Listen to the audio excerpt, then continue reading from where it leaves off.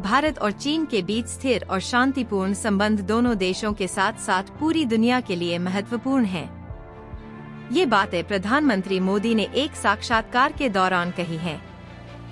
प्रधानमंत्री ने उम्मीद जताई है कि राजनयिक और सैन्य स्तरों पर रचनात्मक द्विपक्षीय जुड़ाव की मदद से दोनों देश सीमाओं पर शांति बहाल करने में सक्षम होंगे। सकारात्मक जुड़ाव से बहाल होगी सीमाओं पर शांति।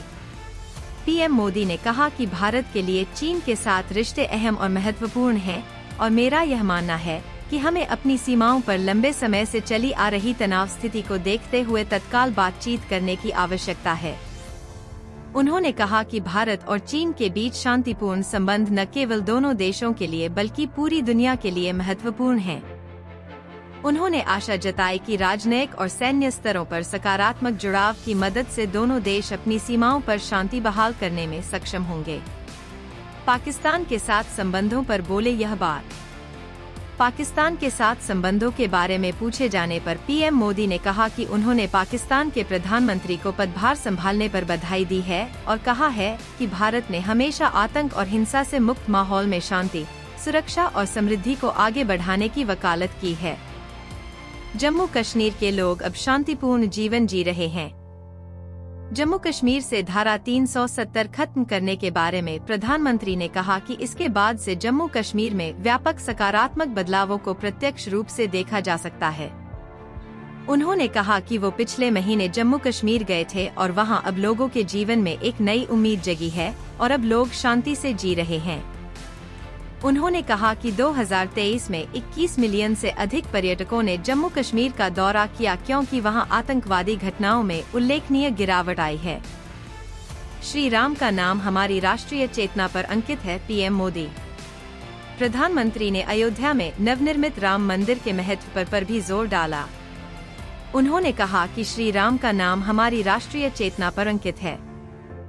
भगवान राम जीवन ने हमारी सभ्यता में विचारों और मूल्यों की रूपरेखा तय की है।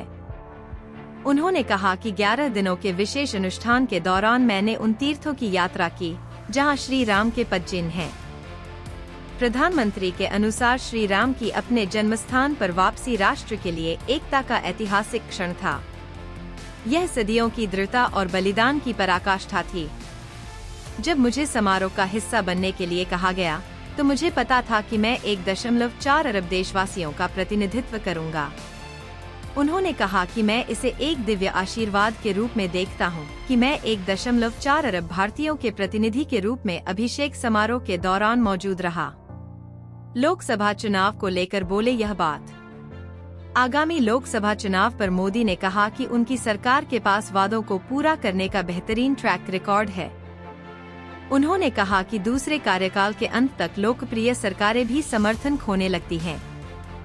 पिछले कुछ वर्षों में दुनिया के कुछ देशों में सरकारों के प्रति असंतोष बढ़ा है, लेकिन भारत एक अपवाद के रूप में खड़ा है। उन्होंने दावा किया भारत में भाजपा सरकार के लिए लोगों का समर्थन बढ़ रहा है।